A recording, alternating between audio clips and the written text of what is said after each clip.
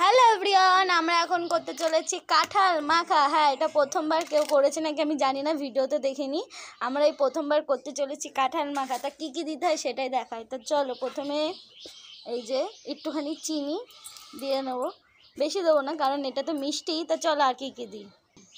তারপর এই যে লবণ, হালকা একটু লবণ দিয়ে দেবো।